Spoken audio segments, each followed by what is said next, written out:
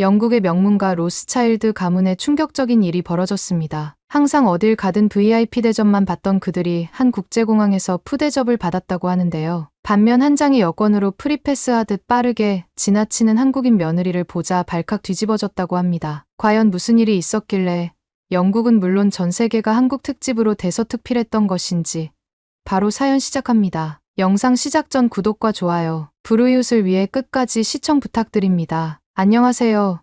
저는 로스차일드 가문 출신 제임스 밀러입니다. 아실 분들은 아시겠지만 영국 금융계에서 꽤 성공한 명문가의 가장입니다. 런던 시티 중심부 오피스에서 테임즈강을 바라보면 항상 자부심이 차오르곤 했습니다. 저희 가문은 3대째 금융업에 종사하며 전통과 명예를 소중히 여겨왔죠. 특히 아들 윌리엄이 옥스퍼드를 우수한 성적으로 졸업하고 국제 변호사로 성장한 것은 제 인생 최고의 자랑거리였습니다. 그날도 평소처럼 사무실에서 서류를 검토하던 중 윌리엄에게서 전화가 왔어요. 그의 목소리에서 묘한 긴장감이 느껴졌습니다. 아버지, 중요한 이야기가 있어요. 오늘 저녁 집에서 뵐 수 있을까요? 저녁 식탁에서 윌리엄이 전한 소식은 저를 완전히 당혹스럽게 했습니다. 한국 여성 유진과 결혼하겠다는 선언이었으니까요. 아버지, 유진은 정말 특별한 사람이에요. 런던 법률 사무소에서 만났는데 그녀의 지적인 면모와 따뜻한 성품에 반했습니다. 머릿속이 복잡했어요. 왜 하필 아시아 여성일까?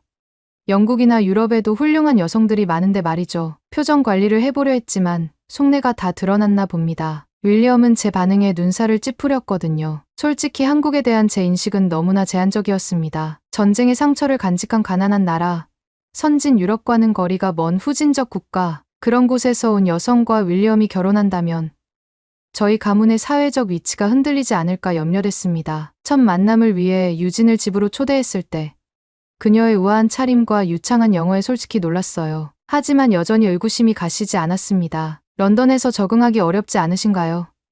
제가 다소 무례하게 물었죠. 유진은 미소를 지으며 대답했습니다. 처음엔 조금 낯설었지만 서울과 뉴욕에서도 살았기 때문에 국제적인 도시 적응은 어렵지 않아요. 저는 눈썹을 들어 올렸어요. 서울이 국제적 도시라고?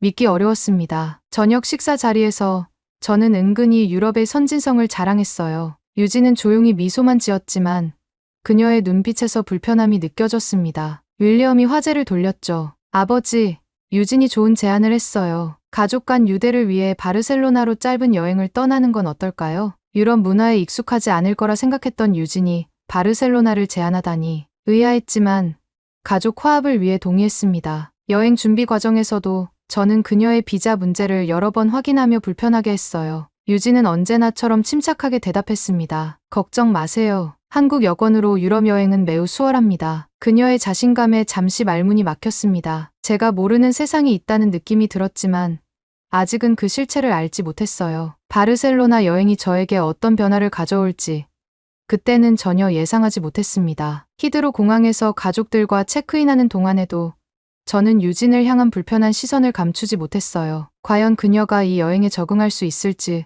의구심이 들었거든요. 그때였습니다. 유진이 공항 직원과 유창한 스페인어로 대화하는 모습을 목격했어요. 그녀의 발음은 현지인과 구분하기 어려울 정도로 자연스러웠습니다. 대학 시절 스페인에서 교환학생으로 6개월 지냈어요. 그때 배운 스페인어가 아직 남아있네요. 말문이 막혔습니다. 윌리엄도 놀란 표정이었어요. 스페인어라니, 게다가 저보다 훨씬 유창하게 말하다니. 이런 상황은 정말 예상 밖이었죠. 바르셀로나 공항에 도착했을 때 또 다른 놀라운 일이 벌어졌습니다. 긴 비행으로 피로가 쌓인 채 입국 심사 줄에 서 있는데 유진이 다른 방향으로 향했어요. 저는 전자 입국 게이트로 가볼게요. 한국 여권이라 이쪽으로 빠르게 통과할 수 있거든요. 전자 입국이라니. 생각할 겨를도 없이 유진은 VIP처럼 입국 심사를 순식간에 통과했습니다. 반면 저희는 일반 심사대에서 30분 넘게 기다려야 했어요. 입국장에 들어서자 유진이 커피를 마시며 여유롭게 기다리고 있었습니다. 이건 제 상식을 완전히 뒤엎는 일이었어요. 한국 여권은 세계에서 가장 강력한 여권 중 하나예요. 비자 없이 방문할 수 있는 국가 수가 영국보다 많아서 여행이 편리합니다. 제 눈이 커졌어요. 어떻게 이런 일이 가능한 걸까요? 영국은 오랜 역사와 세계적 영향력을 가진 나라인데 한국 여권이 더 우월하다니 믿기지 않았습니다. 공항을 빠져나오는 과정에서 또 다른 충격적인 장면이 펼쳐졌어요. 안내원이 유진에게 한국어로 인사하며 특별한 서비스를 제공했습니다. 안녕하세요. 한국에서 오셨나요? 이쪽으로 안내해 드리겠습니다. 저는 혼란스러웠어요. 스페인 공항에서 왜 한국어가 들리는 걸까요?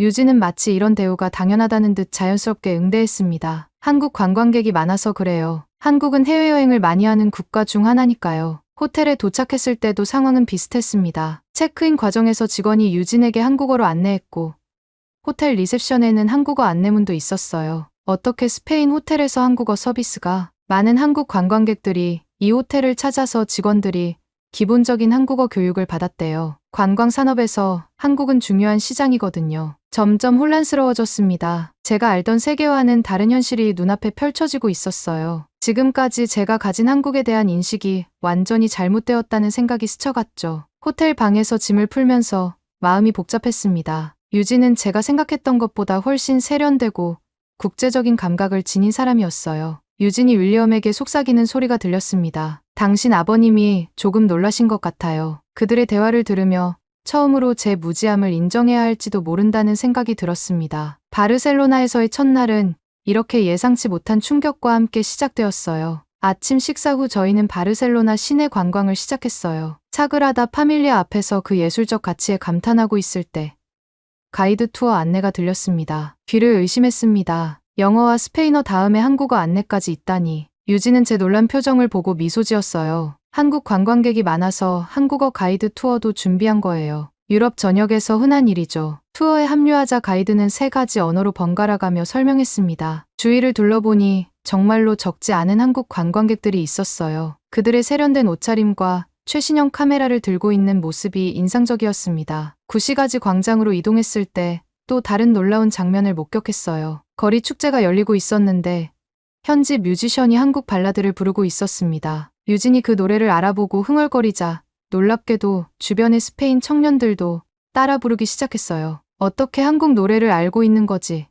혼란스러워 물었습니다. K-팝과 한국 드라마가 전 세계적으로 인기가 많아요. 한류라고 하죠. 이제는 유럽 젊은이들도 한국 문화를 즐기고 있어요. 말도 안 되는 일이었습니다. 제가 알던 세계 문화의 흐름은 항상 서구에서 동양으로 향했어요. 그런데 지금 눈앞에서 벌어지는 현상은 정반대였죠. 성당 광장으로 이동하자 또 다른 놀라운 광경이 펼쳐졌습니다. 한국 교민들이 모여 전통 공연을 하고 있었고 태극기 행진도 있었어요. 유럽에서 한국 전통 행사를 거의 소리 내어 말했습니다. 바르셀로나 한국 문화 주간이에요. 매년 이맘때 열려요. 스페인 사람들도 많이 참여한답니다. 유럽의 중심부에서 한국 문화가 이렇게 자연스럽게 받아들여지고 있다는 사실이 당혹스러웠어요. 마을 축제장에서는 현지인들이 윷놀이를 배우며 즐기고 있었습니다. 유진이 규칙을 설명해 주었죠. 처음에는 거부감이 들었지만 게임의 단순함과 재미에 점차 빠져들었어요. 이 게임은 한국의 전통 놀이인데 어떻게 스페인 사람들이?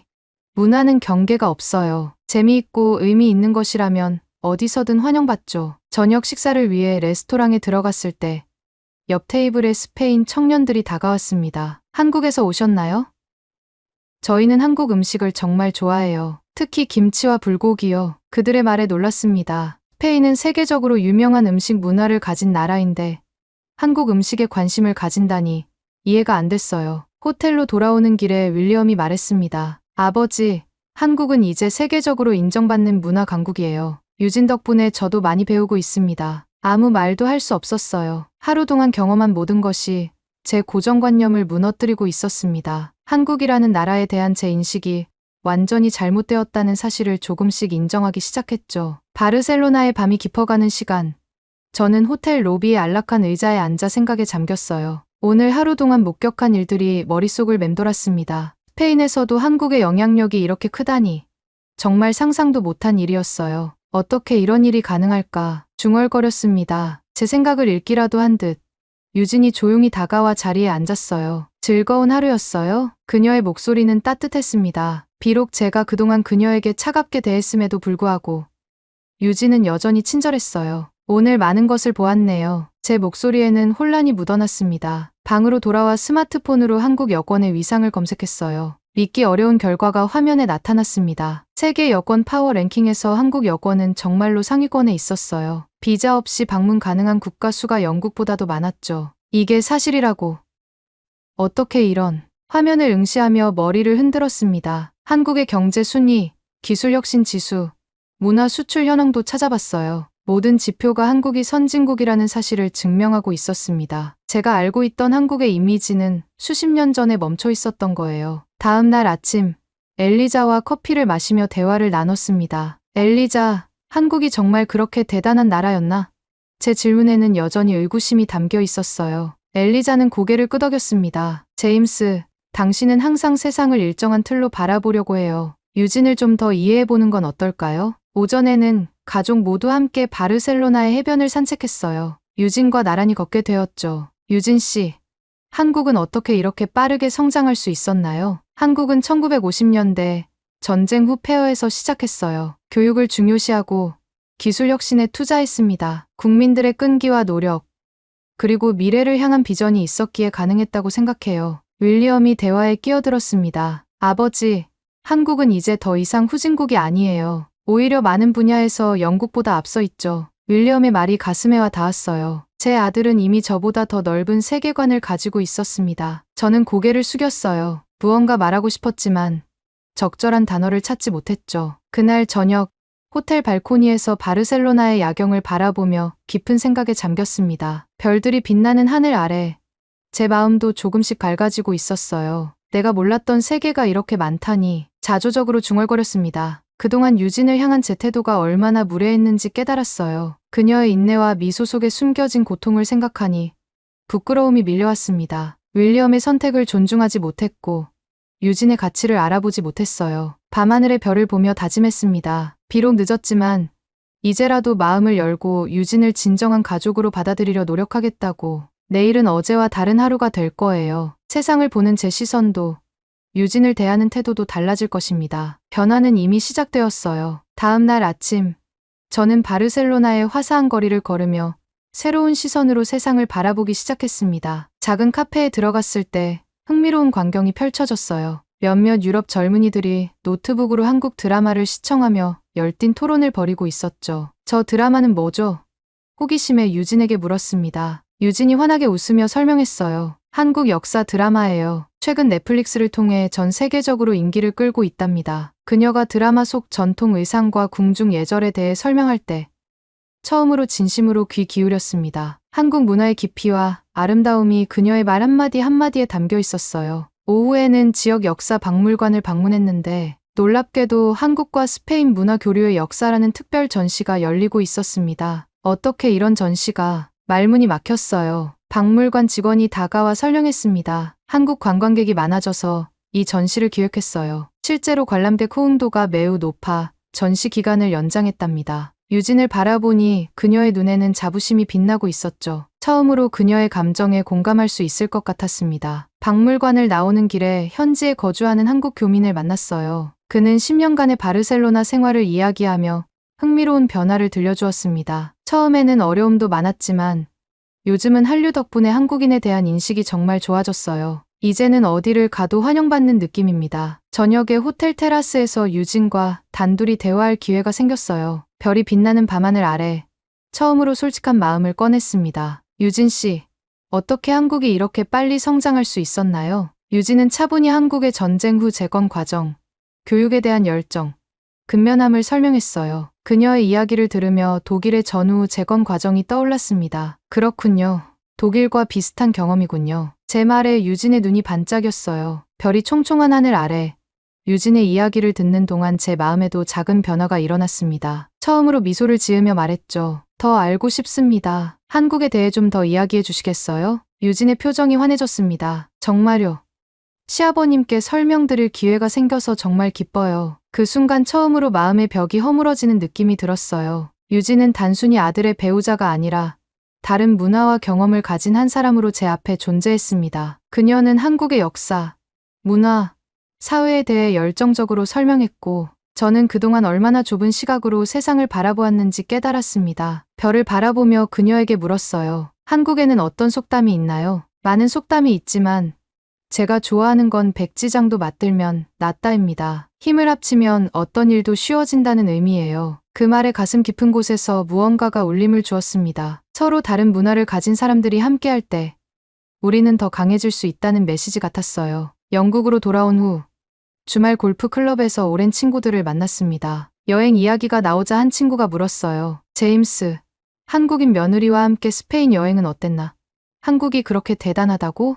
예전 같았다면 비웃음으로 대답했을 질문이었죠. 하지만 이번에는 달랐습니다. 직접 보니 생각이 많이 바뀌었네. 한국은 우리가 생각했던 것보다 훨씬 앞서 있더군. 친구들은 제 진지한 표정에 놀란 눈치였어요. 아마 이런 말을 제가 할 거라고는 전혀 예상하지 못했을 겁니다. 집에 돌아와 서재에 앉아 책장을 살펴보니 한국 관련 서적이 한 권도 없었습니다. 온라인 서점에서 한국의 역사와 문화에 관한 책들을 주문했고 넷플릭스에서 한국 다큐멘터리를 찾아보았어요. 내가 무시했던 나라가 이렇게 강하다니. 스스로에게 중얼거리며 컴퓨터 화면 속 한국의 발전상을 지켜보았습니다. 유진이 추천한 책이 도착했을 때 진지하게 읽기 시작했어요. 한국전쟁 이후의 재건 과정, 경제개발 5개년 계획, 민주화 운동의 역사까지 한 나라가 이룬 경이로운 발전의 여정을 따라가며 많은 생각이 들었죠. 저녁 식사 시간 평소와 달리 유진에게 직접 질문을 던졌습니다. 한국의 경제 성장은 어디서부터 시작된 건가요? 식탁 주변이 조용해졌어요. 윌리엄과 엘리자는 놀란 표정으로 저를 바라보았죠. 유진은 잠시 당황했지만 곧 미소를 지으며 답했습니다. 1960년대부터 본격적으로 시작된 한강의 기적이라고 해요. 정부 주도의 경제 개발과 교육에 대한 투자가 큰 역할을 했습니다. 독일의 라인강 기적과 비슷하군요. 제가 공감하며 말했어요. 대화가 자연스럽게 이어졌습니다. 처음으로 가족 식사 시간이 편안하고 즐거웠어요. 윌리엄은 뿌듯한 표정으로 저와 유진을 번갈아 바라보았습니다. 다음 주 상공회의소 모임에서도 변화된 모습을 보였어요. 아시아 시장에 관한 토론에서 당당히 의견을 말했습니다. 한국은 단순한 신흥시장이 아닙니다. 많은 분야에서 이미 영국을 앞서고 있어요. 우리가 배울 점이 많은 나라죠. 동료들이 의아한 눈빛으로 저를 바라보았죠. 제임스가 아시아를 높이 평가하다니 무슨 일이 있었나? 집에 돌아와 차를 마시며 유진에게 오랫동안 마음에 담아두었던 말을 꺼냈습니다. 유진, 내가 가진 편견 때문에 너를 힘들게 했다는 걸 이제야 알겠어. 미안하네. 유진의 눈에 살짝 눈물이 맺혔어요. 처음부터 너는 윌리엄의 아내이자 이제는 내 딸과도 같은 존재야. 그걸 인정하지 못했던 내 좁은 시각을 용서해 주길 바라. 유진은 잠시 말을 잇지 못했고 천천히 입을 열었습니다. 시아버님께 인정받고 싶어서 더 노력했어요. 때로는 힘들기도 했지만 언젠가는 이해해 주실 거라 믿었습니다. 그녀의 진심 어린 고백에 제 눈시울이 붉어졌어요. 차 한 잔을 사이에 두고 앉아있는 우리 둘 사이에 처음으로 진정한 가족의 따뜻함이 느껴졌습니다. 아침 햇살이 서재를 비추는 가운데 저는 평소처럼 커피를 마시며 신문을 읽고 있었습니다. 그런데 경제 섹션에서 눈에 띄는 헤드라인이 있었어요. 한국 반도체, 세계 시장 1위 수성, 영국 기업들, 협력 확대 모색. 기사를 읽는 동안 유진이 아침 식사를 가져왔습니다. 제 표정을 보고 무슨 일인지 궁금했는지 살짝 고개를 기울였어요. 반도체 기사를 읽고 있었어요. 신문을 가리키며 말했습니다. 유진이 미소를 지으며 대답했죠. 한국 기술은 이제 세계 최고 수준이에요. 특히 메모리 반도체는 거의 독점하다시피 하고 있습니다. 저는 고개를 끄덕였어요. 이제야 이해가 가는군. 세계 경제의 핵심 부품을 한국이 생산하고 있었다니. 이전에는 이런 사실을 알았더라도 무시했을지 모릅니다. 하지만 이제는 진지하게 유진의 설명을 경청했어요. 그녀는 한국의 기술 혁신과 미래 산업에 대한 투자 전략을 상세히 설명해 주었고 저는 많은 점을 배웠습니다. 주말 유진의 권유로 런던 한인문화센터에서 열리는 행사에 참석했어요. 처음에는 어색했지만 전통 악기 연주와 태권도 시범을 보며 점차 흥미를 느꼈죠. 저는 제임스 밀러입니다. 유진의 시아버지예요. 유진이 소개한 교민들에게 인사했습니다. 밀러 씨가 한국에 대해 긍정적으로 바뀌셨다니 정말 기쁩니다. 유진 씨가 많이 이야기했어요. 한 교민이 반갑게 대답했어요. 그들과 대화를 나누며 한국 음식, 문화, 그리고 영국 생활에 대한 이야기를 들었습니다. 그동안 얼마나 많은 기회를 놓쳐왔는지 깨달았어요. 같은 도시에 살면서도 전혀 다른 세계에 있었던 것 같았습니다. 저녁에는 유진의 부모님과 영상 통화를 했어요. 처음에는 긴장했지만 유진이 옆에서 도와주었습니다. 안녕하세요. 서툰 한국어로 인사했더니 화면 속 유진의 부모님이 환하게 웃으셨어요. 통화가 끝난 후 깊은 감동을 느꼈습니다. 가족이란 게 이렇게 소중한 거였네. 국적과 문화를 넘어 우리는 모두 연결되어 있구나. 다음 날 유진에게 조심스레 제안했어요. 혹시 한국 음식 만드는 법을 가르쳐 줄 수 있을까? 유진의 얼굴에 놀라움과 기쁨이 교차했습니다. 정말요?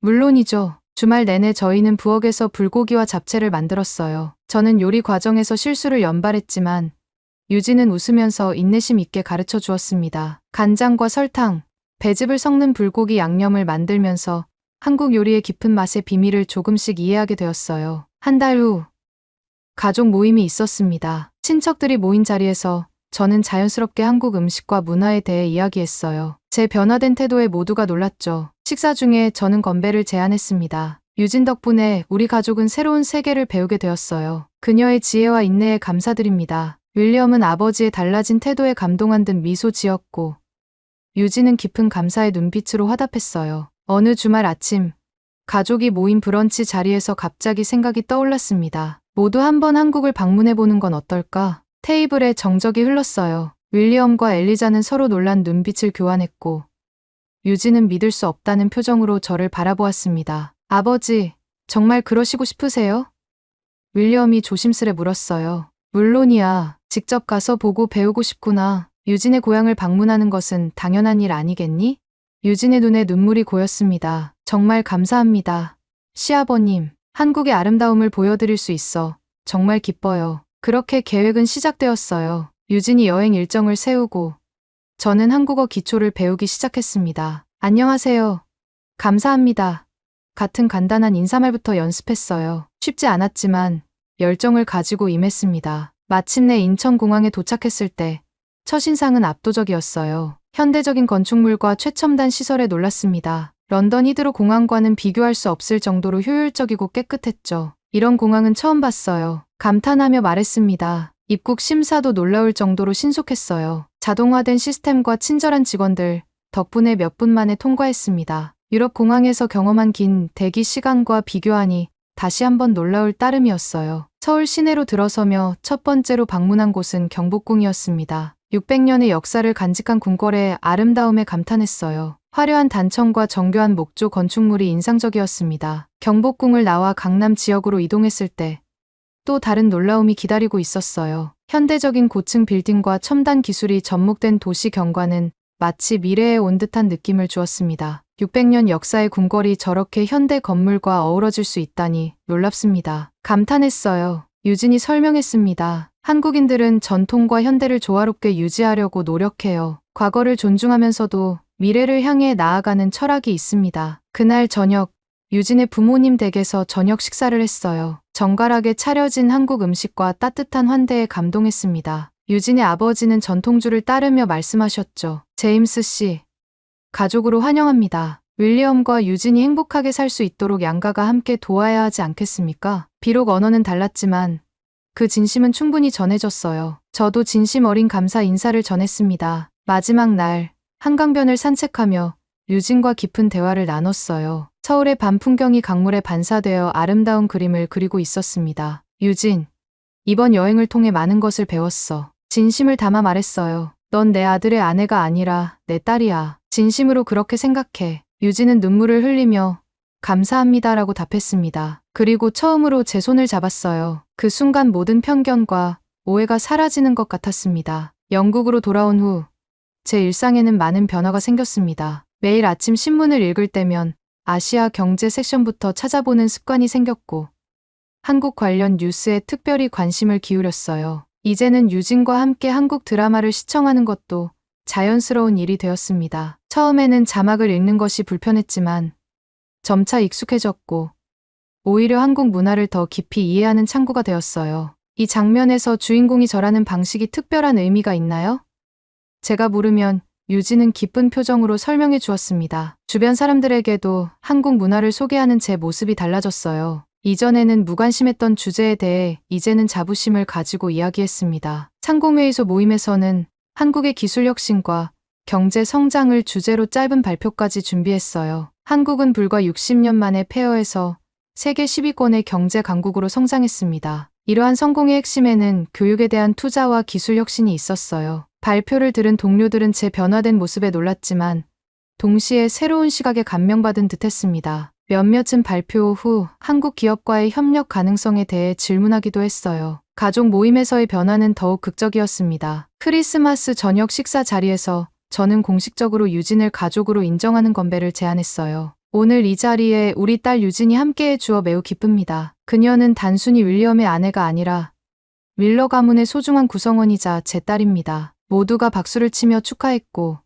윌리엄은 감동의 눈물을 보였습니다. 유진은 행복한 미소를 지으며 감사의 인사를 전했어요. 그 순간 저는 가족의 진정한 의미를 깨달았습니다. 혈연과 전통을 넘어 서로를 이해하고 존중할 때 비로소 참된 가족이 된다는 것을 말이죠. 새해가 시작되고 저는 한국 요리 교실에 등록했습니다. 처음에는 제가 유일한 서양인이라 어색했지만 곧 다른 참가자들과 친해졌어요. 어떻게 한국 요리에 관심을 갖게 되셨나요? 한 참가자가 물었습니다. 제 딸 덕분입니다. 그녀를 통해 한국 문화의 아름다움을 알게 되었죠. 봄이 오고 유진과 함께 가드닝을 하던 어느 날 오후 차를 마시며 깊은 대화를 나눴어요. 정원의 활짝 핀 꽃들 사이에서 우리의 관계도 만개했습니다. 유진, 너를 알게 된 것은 내 인생의 축복이었어. 진심을 담아 말했어요. 유진은 놀란 듯 저를 바라보았습니다. 너에게 배운 게 정말 많아. 다른 문화를 존중하는 법, 편견 없이 세상을 바라보는 법, 그리고 진정한 가족의 의미까지. 우리는 잠시 말없이 차를 마시며 정원의 아름다움을 감상했어요. 문화의 벽을 넘어 진정한 가족이 된 이 순간이 얼마나 소중한지 깨달았습니다. 앞으로도 가족으로 함께하자. 제가 말했어요. 서로에게 배우고 서로를 존중하면서. 창밖으로 보이는 런던의 하늘은 맑고 푸르렀습니다. 마치 우리의 미래처럼 한계 없이 넓고 밝았어요. 유진과 나란히 앉아 그 하늘을 바라보며 다양성이 주는 아름다움과 풍요로움에 감사했습니다. 문화적 편견을 넘어 서로를 진정으로 알아가는 여정은 끝이 아닌 새로운 시작이었어요. 사연자분께 전하고 싶은 말씀이 있으시면 댓글로 남겨주시면 전달해 드리겠습니다. 그러면 더욱 감동적인 다음 사연으로 넘어가겠습니다. 대체 중국 사람들은 왜 저렇게 한국을 신경 쓰는 거죠? 이해가 가지 않네요. 오늘의 사연은 월드컵 예선전을 취재 중인 미국 기자분이 보내온 사연입니다. 한국 대표팀의 일정을 따라 중국 기자단과 함께 한국으로 들어왔는데 중국 기자단과 나눈 이야기를 한국 분들께 전하고 싶다고 하네요. 마단 내부에서 어떤 이야기들이 오고 갔을지 궁금한데요. 오늘의 사연 시작합니다. 안녕하세요. 저는 미국 스포츠 전문 방송사의 기자 피터슨입니다. 저는 지금 2026년 북중미 월드컵 아시아 2차 예선 취재를 위해 싱가포르에 있다가 한국 대표팀과 함께 막 한국에 입국을 했습니다. 바쁜 일정이지만 약간의 쉬는 시간이 주어져 호텔방에서 메일을 보내봅니다. 제가 이야기해보고 싶은 건 제가 만난 중국 취재 기자들 그리고 한국인에 관한 이야기예요. 아주 흥미로운 모습들이 관찰되어 한국 분들은 어떻게 생각하는지 궁금하거든요. 사실 이번 축구 경기 결과는 제게 큰 관심거리가 아니었습니다. 사실 전력 격차가 워낙 벌어지다 보니 한국 대표팀의 승리는 크게 놀라울 것은 없잖아요. 한국 대표팀이 승리하지 못할 거라 생각한 사람은 아무도 없었다고 확신할 수 있죠. 그래서 이번 경기는 뭔가 두근대며 본다기보다는 중간중간 취재진들끼리 사담도 좀 하고 여유를 가지며 봤습니다. 싱가포르 취재진조차 자국의 경기 결과에는 큰 관심이 없어 보였죠. 물론 후반전부터는 이거 좀 심하게 벌어지는데 그래도 한국에게 이렇게 지는 건 크게 민망하지는 않죠. 라며 다소 씁쓸한 웃음을 지어 보이긴 했지만요. 한국 축구에 대해서 위기 내야락센의 이야기를 하지만 당연히 이럴 줄 알았다며 어느 순간부터는 한국팀을 응원하고 있더군요. 인구가 400만 밖에 안 되는 도시국가에서 뭘 바라겠냐며.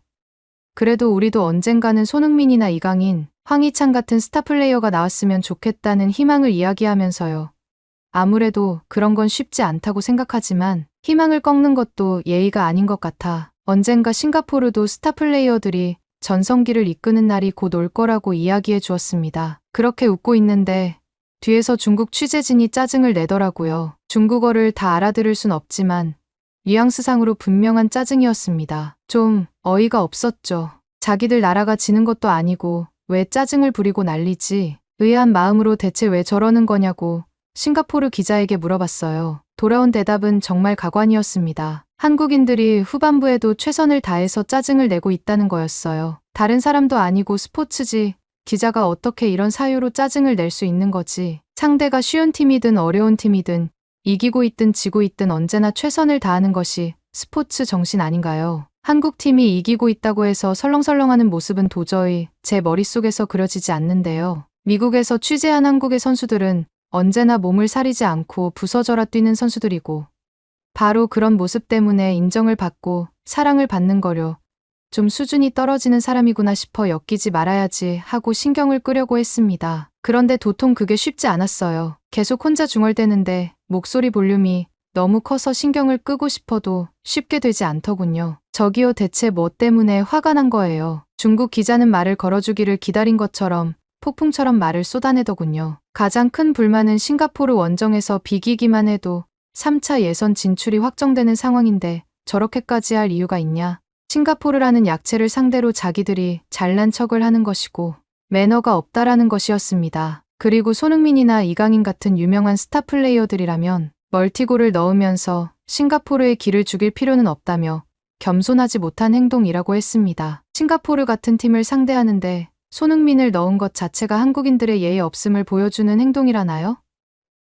누가 들어도 이해할 수 없고 부끄러운 말을 저렇게 크게 하다니 다들 눈빛을 교환하며 작게 고개를 저었습니다. 옆에서 싱가포르 기자가 작게 비웃더라고요. 이상하게 중국 기자들은 한국하고만 엮이면 저렇게 누가 바늘로 찌른 것처럼 날카롭게 반응한다나요? 그러면서 사실 중국인들도 다들 한국이 잘하는 걸 알아요. 부러워해서 그런 거예요. 라며 제가 한 커뮤니티의 화면을 보여줬는데요. 댓글들이 아주 흥미로웠습니다. 다음 중국과의 경기에서는 주전 선수들을 빼고 백업 선수들만 나오면 안 되겠냐? 저 호화로운 라인업과 결속력이 정말 부럽다. 수준이 너무너무 많이 벌어져서 앞으로 따라잡을 수 없을 것 같다. 한국 경기를 보면서 중국 국가대표를 떠올리면 속이 뒤집어진다 등등이요. 그런데 이런 일반인들의 댓글에서도 이상한 반응이 보였습니다. 바로 한국인들에 대한 질투심과 뒤틀린 자격지심이었는데요. 미국에 살며 손흥민, 황희찬 선수를 보기 위해 찾아온 한국 사람들을 취재한 경험만 있지 중국인은 마주한 적이 없는 제게는 참 생소한 반응이었습니다. 싱가포르 홈 경기인데 한국이 골을 넣는 것에 대해서 싱가포르 사람들도 기뻐하는 것 같다며 어떻게 이렇게 인기가 좋냐며 자국이 지고 있는데도 한국의 골에 감탄하는 싱가포르 사람들이 바보 같다고 하더군요. 그러면서 한국인들은 중국과의 경기에서도 또 저렇게 죽기 살기로 뛰겠지. 한국 사람들은 정말 짜증난다며 왜 저렇게 매사 최선을 다하는지 모르겠다고 욕을 하는 것이었습니다. 이해할 수 없는 이런 반응들에 갸우뚱거리고 있었는데 저는 취재 중 만난 싱가포르 내셔널 스타디움 관계자를 통해 중국인들이 한국을 질투하는 이유를 조금이나마 알 것 같았습니다. 제가 만난 분은 내셔널 스타디움의 시설관리팀 팀장님이었는데요. 입점해 있는 업체들은 물론 경호 청소 파트 모두 중국인들이 오면 치를 떤다는 것이었습니다. 반면 한국인들이 왔다 간 날이면 화색이 돈다고 하더군요. 그러면서 다들 하나같이 입을 모아 거리도 가깝고 전체적인 생김새도 비슷한 나라인데 어쩌면 그렇게 차이가 나는지 모르겠다고 중국과 한국 사이에는 보이지 않는 결계가 있는 것 아니냐는 이야기를 자기들끼리 한다는 거예요. 특히 청결면에서는 엄청난 차이를 보이는데 싱가포르가 중국과 경기를 치른 지 얼마 안 돼서 기억이 아주 생생하다고 했습니다. 먹기도 엄청나게 먹는데 먹은 뒤 뒷정리를 해야 한다는 개념 자체를 모르는 것처럼 행동했다고요. 의자 사이사이에 처박아 놓은 과자 봉지 바닥에 마구 뱉어 놓은 해바라기씨 껍질은 물론 맛이다. 남은 음료수를 계단에 놓아두고 가 버리는 통에 사람들이 지나다니다가 발로 차서 다 엎어지고 계단이 끈적하게 변한 것을 치우느라 아주 생고생을 했다고 하네요. 아무데나 쓰레기를 버리는 사람들이 많아 응원단장을 통해 좋게 좋게 이야기를 해보려고 했는데 자신이 지불한 티켓값에 청소비도 있는 것 아니냐고.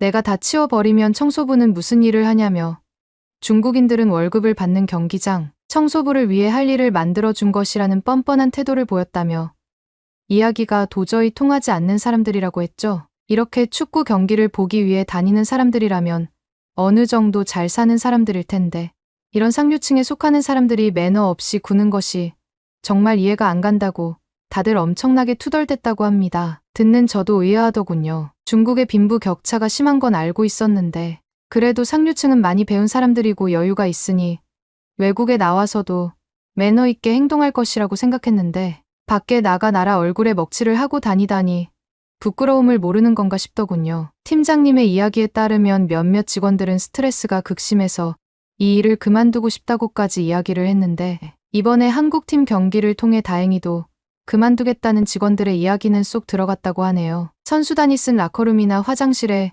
고장난 것들이 없고 깨끗한 것도 놀랍지만 가장 놀라운 건 바로 일반 관중들이 이용한 시설에서 망가진 것도 더러운 것도 없어 경기장의 모든 직원들이 정말 놀랐다고 하던데요. 그러고 보니 미국에서도 한국인들이 경기가 끝나면 갑자기 검은 비닐봉지를 꺼내 쓰레기들을 싹 담고 나가는 길에 쓰레기통에 버리는 모습을 많이 봤었거든요. 저는 이게 그들의 개인적인 버릇인 줄 알았는데 이야기를 들어보니 한국인들 대부분 이렇게 깔끔하고 정리정돈을 잘하는 것 같네요.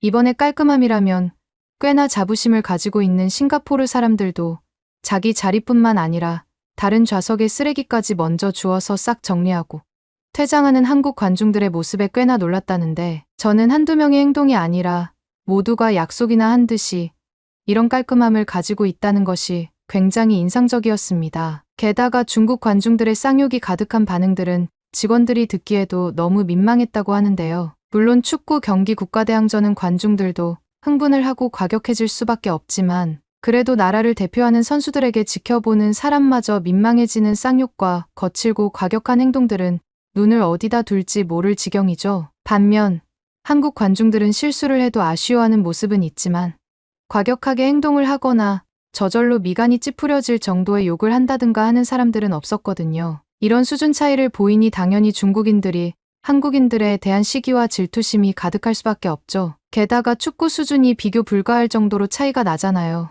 중국은 한국 같은 스타 플레이어도 없고 성적도 항상 사람들의 기대감에 못 미치고 게다가 투지조차 없고요. 그제서야 중국인들의 배배에 꼬인 이런 표현들을 이해할 수 있었습니다. 사실은 한국인처럼 되고 싶지만 한국인들의 수준에는 한참 못 미치니 자격지심이 이런 식으로 표현된 것이겠죠. 저런 뒤틀린 심사로 한국을 대하는 것보다는 배울 것들은 배우고 받아들이는 자세가 필요할 텐데 하고 혀를 쓱쓱 차며 호텔로 돌아왔습니다. 다음 날 오후 비행기로 한국을 가야 해서 남은 시간은 호텔에서 좀 쉬고 내일 조식도 여유 있게 먹고 수영도 좀 할까 하고요. 그런데 이런 제 계획은 처참하게 망가졌습니다. 그간 취재로 좀 피곤했었는지 씻고 나오니까 정신을 차릴 수 없을 정도로 피곤하더라고요. 일찍 잠들었는데 제 단잠을 깨운 불쾌한 소리가 있었습니다. 바로 복도에서 나는 알 수 없는 시끄러운 소리였어요. 영어는 아니고 억양이 아주 세고 거칠었는데 소리가 어찌나 큰지 미간이 절로 찌푸려졌죠.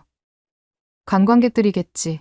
무슨 일이 있어서 저럴 거야. 좀 참아보자 귀마개를 끼고 이불을 덮어쓰고 다시 한번 잠을 청했는데 한술 더 뜨는 소리가 들렸습니다. 쿵쿵쿵쿵 복도에서 망치질을 하나 싶을 정도로 시끄러운 소리가 나는 거예요. 피곤해 죽겠는데 진짜 짜증이 확 올라오더군요. 한국에 가서도 바쁜 스케줄인데 오늘 쉬지 못하면 한국에서의 일정도 다 망칠 것 같아 프론트로 전화를 걸었지요. 복도에서 소음이 지금 10분 넘게 이어지고 있으니 조치를 취해 달라고요. 그런데 호텔 직원이 너무너무 곤란해하는 거예요. 손님 죄송하지만 저희가 조치를 취하려고 하는데 쉽지 않아서요. 정말 죄송합니다. 지금 저희 지배인님이 올라가셨으니 조금만 기다려주세요. 사실 이 프론트 직원 잘못은 아니잖아요. 소음을 유발하는 사람 잘못이죠. 제가 너무 강하게 항의를 했나 싶어 직원에게 미안해져서 일단 참아보기로 했습니다. 잠이 깬 김에 티를 켜고 누웠는데 이상하게 목소리가 더 커지더라고요. 세상에 이 목청은 단순히 목소리가 큰 걸 넘어서서 짜증이 엄청나게 유발되는 불쾌한 소리였습니다. 지배인이 올라간다고 했는데 해결이 안 됐나 참다 못해 방문을 열어보니 저처럼 자다가 깨서 불쾌한 얼굴로 나온 사람들이 많더라고요. 소음의 정체요. 중국인들이었습니다. 중국인 단체 관광객들이더라고요. 그런데 세상에 우통을 벗고 있는 사람들과 복도에 널브러져서 앉아있는 사람들로 아비규환이었습니다. 목청은 얼마나 큰지 호텔 직원들의 목소리는 묻혀서 들리지도 않고요. 옆방 사람이 이야기를 해줬는데 호텔 수영장에서 수영을 하고 물을 줄줄 흘리며 들어왔대요.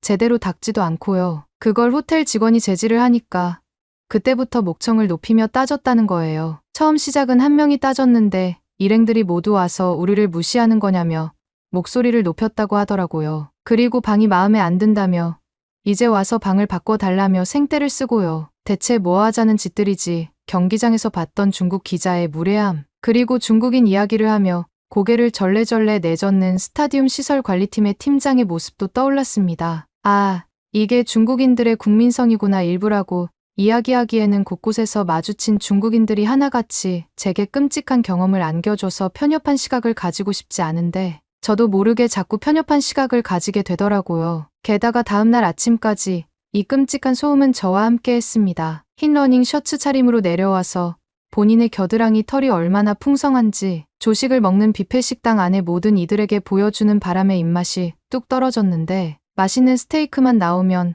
다 먹지도 못하면서 다 쓸어가 버리는 사람들 때문에 저는 그나마 먹고 싶던 스테이크를 맛도 보지 못했어요. 디저트도 좀 맛있어 보이는 건 다 쓸어가 버리는 건 물론 음료수도 다 마시지도 못하면서 넘치게 받아다가 자기들 테이블 위에 쌓아 놓더라고요. 싱가포르 같은 나라에 여행을 올 정도면 중국 안에서도 좀 사는 사람들일 텐데 평소에 굶고 사는 건가 싶었는데 다시 생각을 고쳤습니다. 아, 맞다. 좀 살고 안 살고를 떠나 중국 사람들은 다 저렇지. 결국 저는 끔찍한 소음으로 인한 고막, 테러 곳곳에서 보고 싶지 않아도 볼 수밖에 없는 겨드랑이 털 자랑으로 인한 시각, 테러로 조식 뷔페를 먹는 둥 마는 둥 후다닥 먹고 일어났습니다. 제대로 잠도 못 잤지, 밥도 제대로 못 먹었지. 지친 기색이 완연한 얼굴로 공항에 가니 저와 친한 독일 기자가 대체 얼굴이 왜 그러냐고 물어보더라고요. 호텔에서 겪은 중국인의 온갖 비매너 행동에 대해 입에 거품을 물며 이야기하는데 막 웃더라고요. 피터슨, 그래도 너는 중국인들과 직접 엮여서 일은 안 했잖아. 저 사람들하고 같이 엮여서 일을 하면 더 골 때린다고 하기사 저런 사람들과 직접 엮여서 일을 한다면 더 끔찍하겠지. 중국어에는 있는데 중국 사람들이 절대 이야기하지 않는 이야기가 뭔지 알아봐로 미안하다야. 내가 봤을 땐 저 사람들은 염치라는 걸 몰라. 대체 왜들 저러나 싶은데 하도 황당해서 알아보니 중국 사람들은 자기 권리를 적극적으로 주장하지 않으면 자기가 정당하게 권리를 누릴 수 없다는 의식이 있대. 그게 말이 돼. 대체 왜 인구가 워낙 많잖아. 그래서 교육도 특이하더라. 내가 중국에 갔을 때 음식이 입에 맞지 않아서 맥도날드에 갔거든. 매장에 사람이 많아서 한 10명 정도 줄을 서 있었어. 내가 초등학생 아이 뒤에 줄을 섰거든. 초등학생 아이가 앞사람하고 약간 거리를 벌리고 서 있었는데 웬 아저씨가 그 아이 앞에 끼어든 거야. 아이 앞에 끼어든 아저씨의 행동도 황당했는데 더 황당한 게 뭔지 알아? 그 아이 엄마가 와서 아이 등짝을 후려치면서 엄청 야단치더라고. 이유가 뭐게? 아이가 혼날 이유가 있어. 이해가 안 가는데 왜 다른 사람에게 자리를 빼앗겼냐며. 그렇게 해서 어떻게 살아갈 거냐고. 왜 자기 권리를 찾지 못하냐고 화를 내더라. 그게 중국이야. 그렇구나. 중국인에 대해 큰 깨달음을 얻고 한국에 입국한 저희는 이제 설레는 마음으로 한국과 중국의 경기를 기다리고 있습니다. 한국에 대한 인상은 어떠냐고요? 말해 무엇 하나요?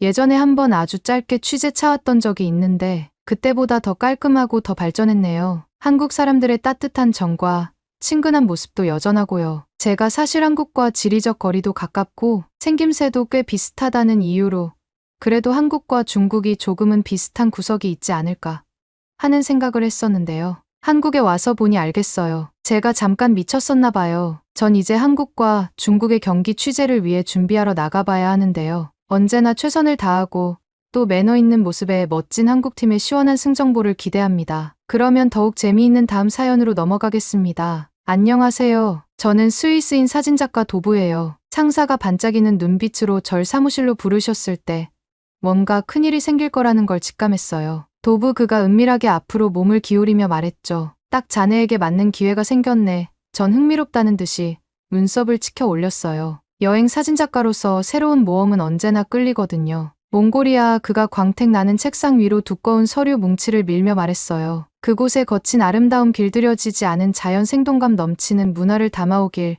바라네. 내셔널 지오그래픽 같은 거 있잖아. 전 웃음을 참을 수가 없었어요. 몽골은 오랫동안 제 버킷리스트에 있던 신비롭고 흥미로운 땅이었거든요. 하지만 열심히 세부사항을 살펴보던 중 제 마음이 무너졌어요. 파트너요. 실망감을 숨기지 못하고 물었죠. 정말 필요한 건가요? 사실 전 좀 외로운 늑대 같은 사람이에요. 다른 이들과 잘 어울리지 못하는 건 아니지만 혼자 일할 때 자유롭고 유연할 수 있어서 그게 더 좋거든요. 상사는 한숨을 쉬며 머리카락을 쓸어 넘겼어요. 도부, 자네가 혼자 일하는 게 익숙하다는 거 알아. 하지만 이번 프로젝트는 한 사람이 하기엔 너무 큰일이야. 우리는 환상의 콤비 꿈의 팀이 필요해. 잠시 멈추고 제 반응을 살폈죠. 벌써 인성 김에게 연락했어. 아마 들어봤겠지. 당연히 들어봤죠. 인성은 사진계의 전설이나 마찬가지였어요. 한국 출신의 신동으로 몇 년 전 평론가들을 매료시킨 아련하고 흑백의 연작으로 돌풍을 일으켰죠.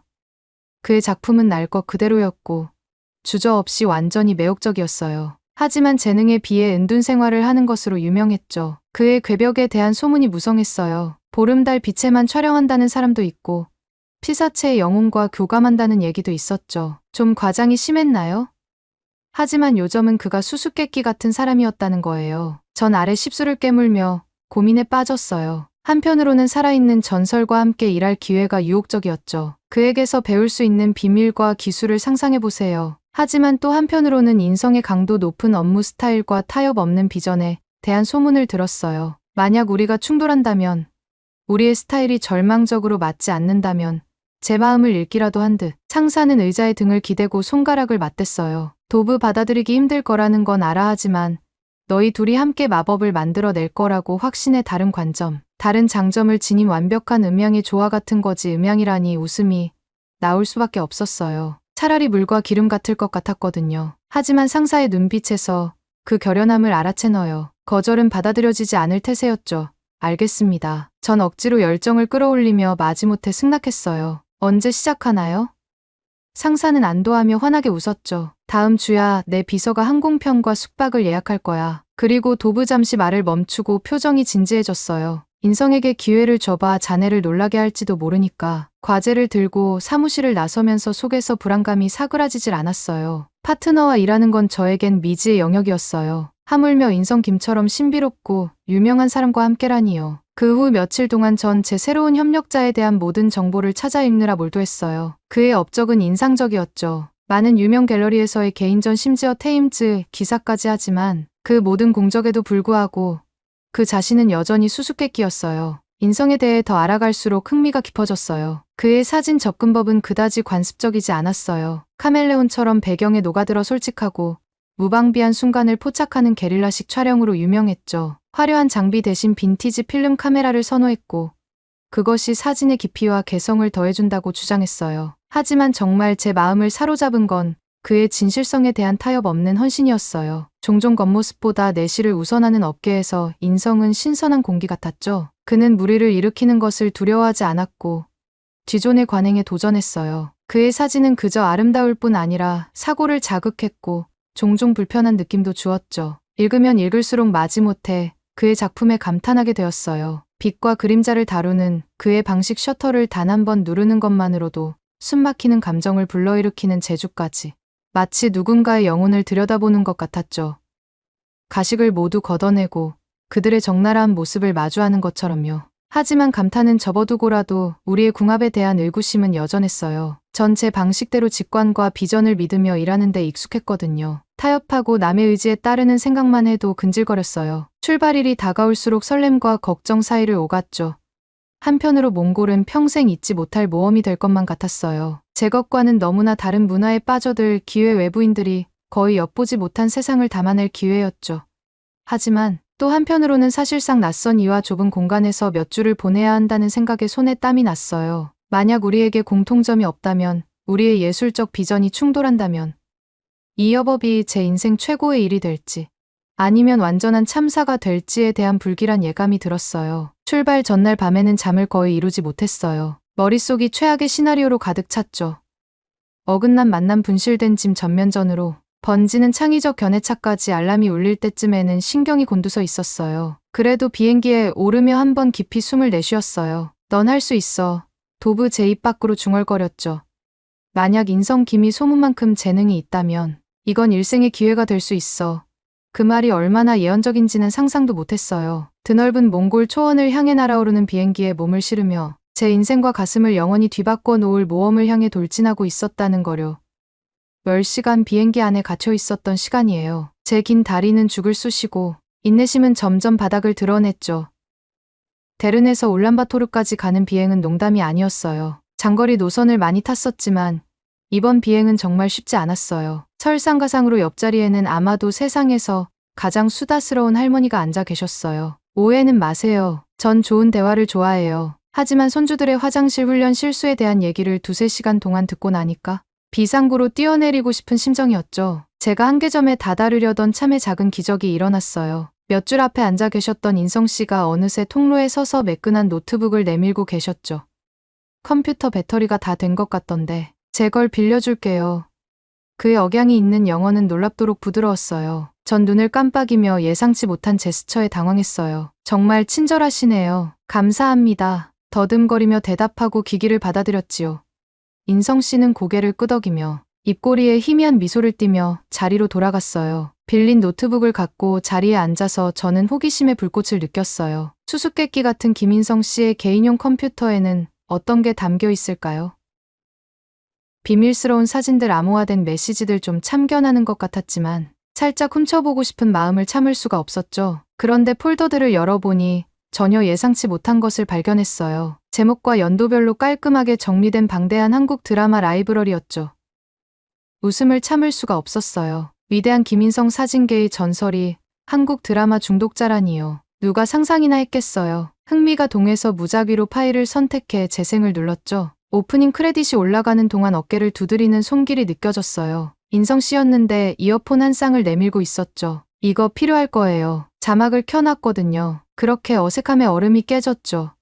비행 내내 저희는 오글거리는 줄거리와 과장된 연기에 대한 사랑을 공유하며 유대감을 쌓았어요. 울란바토르에 착륙할 즈음에는 너무 웃어서 옆구리가 아프고 어색함은 모두 사라졌죠. 하지만 놀라움은 이제 막 시작되었을 뿐이에요. 공항에서 나오자마자 마치 평행 우주로 떨어진 기분이었어요. 어디를 봐도 한국의 영향력이 느껴졌죠. 광고판에는 케이팝 아이돌들이 스킨케어부터 탄산음료까지 온갖 것들을 선전하고 있었어요. 택시 라디오에서는 빅뱅의 최신곡이 흘러나왔죠.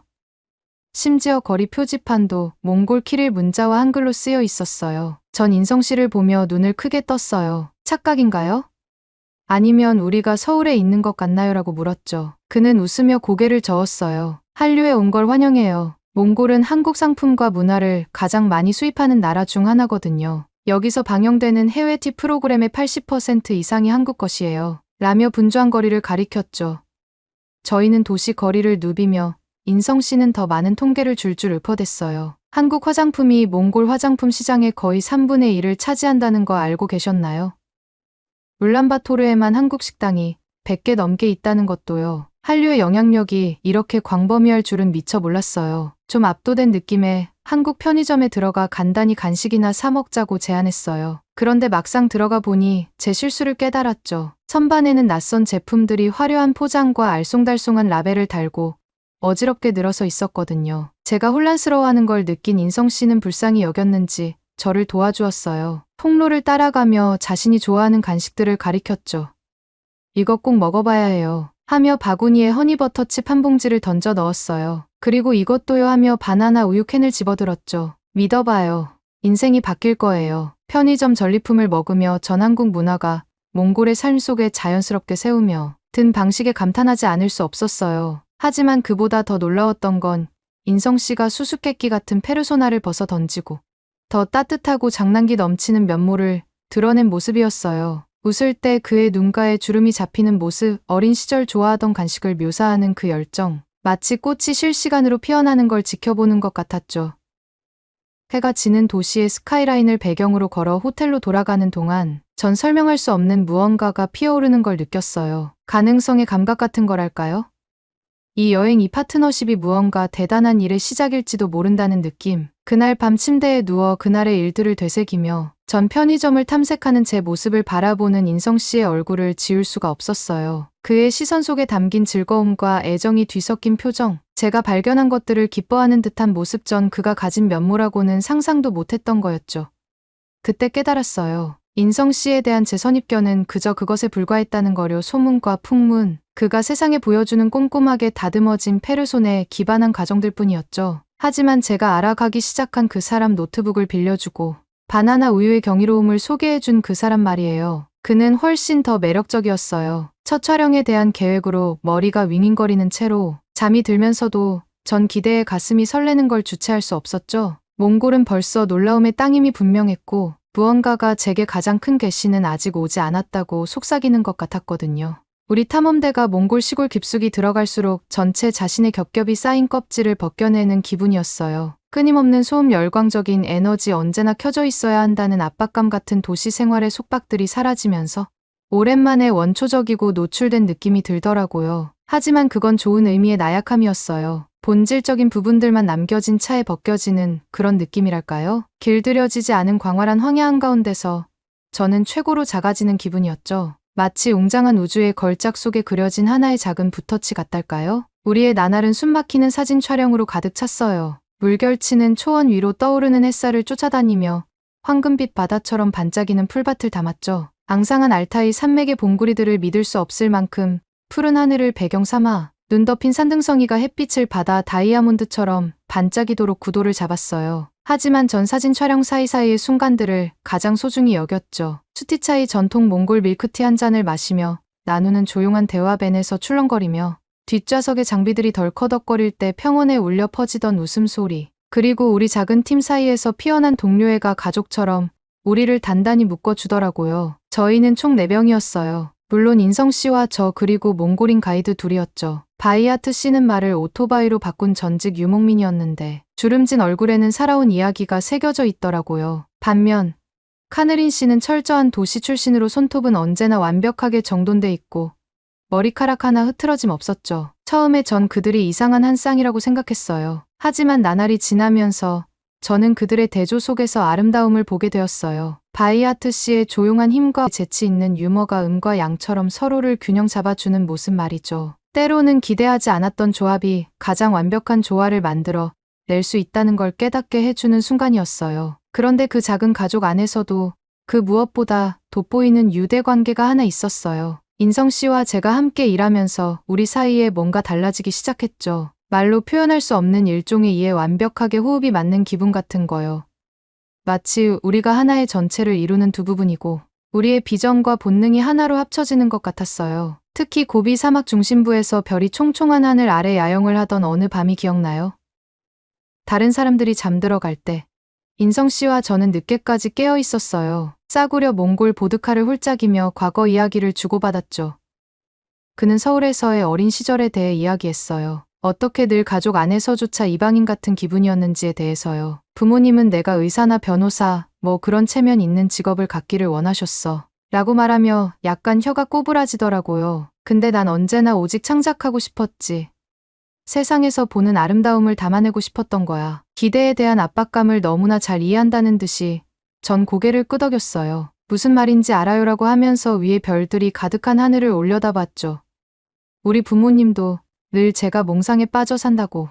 사진은 멋진 취미이긴 하지만 제대로 된 직업은 아니라고 하시곤 했어요. 그들의 생각이 틀렸다는 걸 증명할 용기를 내는데 몇 년이 걸렸죠. 그때 인성 씨가 저를 바라보더니 모닥불빛에 눈동자가 반짝였어요. 하지만 결국 증명해냈잖아. 나직이 말했죠. 넌 여기 있어 꿈을 살면서 이름을 알리고 있지. 그건 용기가 필요한 거야. 도부 그걸 절대 잊지 마. 그의 말에 제 가슴 속에서 뭔가 파르르 떨렸어요. 보드카 때문은 아니었죠. 그가 저를 처음으로 이름으로 불러준 거였어요. 그의 입술에서 내 이름이 흘러나오는 소리에 전 소름이 돋았죠. 그날 밤 인성 씨의 어깨에 머리를 기대고 잠이 들면서 평화로운 기분이 밀려왔어. 앞으로 어떤 일이 닥치든 열린 마음과 두려움 없는 정신으로 맞서리라 다짐했죠. 결국 그게 몽골이 제게 준 거니까요. 알 수 없는 것을 받아들이고 지평선을 쫓아갈 용기 말이에요. 그것이 아무리 멀리 있어 보여도요. 그리고 고비 사막을 가로지르며 꿈나라로 빠져들면서 전 제가 있어야 할 곳에 딱 맞게 있다는 걸 깨달았어요. 지금 이 순간뿐 아니라 인생에서도요. 카메라를 든 차에 가슴에 불을 품고 새로운 세상을 맞이할 준비가 된 여자라는 거요. 우리의 몽골 여정이 계속되면서 나날이 색색깔과 감각의 만화경처럼 뒤섞였습니다. 황금빛 초원은 알타이의 바위투성이 절벽으로, 북쪽의 수정같이 맑은 호수는 고비 사막에 흐르는 모래로 바뀌었어요. 새로운 풍경마다 새로운 도전과 우리의 회복력과 창의력을 시험하는 새로운 테스트를 가져왔죠. 그런데 어느 날 우리는 작은 유목민 마을에 들렀는데 그때 한 가지 잊지 못할 일이 있었어요. 우리가 지쳐 보였는지 한 친절한 할머니께서 우리를 자기 집으로 초대해 주셨죠. 비좁은 게르 안에서 할머니는 정성껏 양고기 수프를 끓여주셨어요. 할머니의 손길이 담긴 그 따뜻한 한 그릇은 우리에게 단순한 음식 그 이상이었죠. 먼 타국에서 느끼는 인간미의 온기였달까요? 그 정겨운 한 끼를 함께하며 인성 씨와 말없이 눈빛을 교환했어요. 고된 여정에 지쳤던 마음이 살짝 녹아내리는 것 같았죠. 철호를 향한 묵직한 신뢰를 확인하는 순간이기도 했고요. 우리의 문화는 달라도 근본적인 인간의 온기는 우리를 하나로 이어주는 것 같았어요. 그 모든 것을 통해 한 가지 변함없는 것이 있었습니다. 인성 씨와 저의 끈끈해지는 유대감이었어요. 함께한 식사 별 아래에서 나눈 늦은 밤 대화를 거듭할수록 저는 불꽃에 이끌리는 나방처럼 그에게 점점 더 끌리는 제 자신을 느꼈습니다. 제가 원한다 해도 거부할 수 없는 끌림이었죠. 솔직히 처음엔 한국 남자들이 이렇게까지 다정할 거라곤 생각 못했어요. 제가 만난 대부분의 아시아 남자들은 좀 무뚝뚝한 편이었거든요. 하지만 인성 씨는 달랐어요. 그는 말은 없어도 섬세하게 제 감정을 읽어내는 재주가 있었죠. 지친 기색을 보이면 따뜻한 차 한 잔을 내밀고 울적해하면 그냥 곁에 있어주는 통에 저도 모르게 의지하고 있더라고요. 이런 모습에 한국 남자에 대한 제 고정관념이 깨지기 시작했어요. 그리고 우리의 깊어지는 관계를 음미했지만 한편으로는 주저하는 부분이 있었어요. 머릿속 뒤편에서 의심과 두려움을 속삭이는 목소리가 있었죠. 너무 가까워지는 것의 위험성에 대해 경고하는 목소리였어요. 결국 우리는 다른 세상 다른 문화에서 왔잖아요. 만약 우리의 차이가 극복하기에 너무 크다면 어쩌지 하지만 인성 씨는 그의 조용하고 꾸준한 방식으로 그런 의심을 틀렸다는 것을 증명하려 노력했어요. 제 인생, 제 생각, 제 꿈에 대해 끊임없이 호기심을 갖고 있었죠. 저희 어린 시절 이야기를 들려줄 때 그는 넋을 잃고 경청했어요. 그 대신 그는 자신에 대한 조각들을 저와 공유했습니다. 스쳐 지나가며 잠깐 엿본 인생의 단편들이었죠. 전통적인 한국 가정에서 막내 아들로서 직면했던 압박감, 그를 거의 짓눌렀던 기대의 무게에 대해 말해주었어요. 사진에 대한 사랑, 그것이 어떻게 그를 견딜 수 없는 길에서 구원했는지에 대해 이야기했죠. 그 모든 것을 통해 저는 그를 새로운 시선으로 바라보기 시작했어요. 그저 뛰어난 예술가나 신뢰할 수 있는 동료로서가 아니라 제가 이제 겨우 헤아리기 시작한 깊이를 가진 한 남자로서 말이에요. 단 한 번의 시선으로 제 심장을 두근거리게 하고 손바닥에 땀이 나게 하며 제 영혼을 불태우는 그런 남자로요. 하지만 여전히 저는 망설였습니다. 그저 우리 주변 환경의 강렬함, 촬영의 아드레날린 때문이라고 스스로에게 말했죠. 일단 현실 세계로 돌아가면 주문이 깨지고 우리는 각자의 길을 갈 거라고요. 몽골에서의 마지막 밤이 되어서야 모든 것이 바뀌었어요. 우리는 제2의 고향처럼 느껴지기 시작한 수도 울란바토르 변두리에서 캠핑을 하고 있었죠. 그들은 물품을 구하러 마을로 들어갔고 어스름이 깔리는 가운데 저와 인성 씨만 남았어요. 해가 수평선 아래로 가라앉으며 하늘을 주황색과 분홍색으로 물들이자 인성 씨는 작은 캠핑 스토브와 한 봉지의 즉석 라면으로 저를 놀라게 했습니다. 우리에게 고향의 맛이 필요할 것 같아서요. 그는 밝은 색의 봉지를 들어 보이며 수줍은 미소를 지었습니다. 정말 고급스러운 건 아니지만 저는 그의 작은 배리어에 그가 자신의 문화의 작은 조각을 이 먼 길까지 가져왔다는 생각에 가슴이 벅차올랐어요. 그의 모국의 온기를 나누고 싶어하는 그 마음이 너무나 고마웠죠. 완벽해요. 저는 그의 시선을 마주하며 부드럽게 말했습니다. 고마워요. 그런 인성 씨의 모습에 저는 한국 남자에 대한 편견이 얼마나 터무니없는 것이었는지 깨달았어요. 그들도 다른 나라 남자들처럼 상황에 맞게 다정하고 섬세할 줄 아는 거였죠. 함께 스토브 위로 몸을 웅크리고 물이 끓고 면이 물러지는 것을 지켜봤습니다. 향신료 냄새가 공기를 가득 메웠고 언덕을 수놓은 들꽃의 달콤한 향기와 어우러졌죠. 김이 모락모락 나는 국물을 후루룩 들이켜며 얼굴이 뜨거워지자 만족감이 저를 휘감았습니다. 간단한 한 끼였지만 선물 같았어요. 국당에서 고향의 맛을 만끽하게 해준 그의 따뜻한 배려에 저는 마음이 녹아내렸어요. 우리는 조용히 식사를 하며 한 입 한 입을 음미했어요. 그러다 빈 그릇을 치우면서 인성 씨는 긴장되면서도 단호한 표정으로 저를 돌아봤습니다. 도브, 그가 부드럽게 속삭임에 가까운 목소리로 말했어요. 당신에게 꼭 말해야 할 게 있어요. 제 심장이 빠르게 뛰기 시작했고 손바닥이 기대감에 따끔거렸습니다. 뭔데요? 저도 약간 떨리는 목소리로 물었어요. 인성 씨의 눈이 희미한 불빛 속에서 반짝였고 입게 눈작은 미소가 어렵습니다. 우리가 다른 세상에서 왔어는 걸 알아요. 그가 각 단어를 신중히 골라가며 천천히 말했어요. 그리고 이것, 우리 사이에 있는 이것이 복잡하다는 것도 알고 있죠. 하지만 더 이상 당신에 대한 제 감정을 부인할 수 없어요. 저는 침을 꿀꺽 삼켰고 목이 갑자기 말랐습니다. 어떤 감정이에요? 가슴에 심장을 담은 채 물었죠.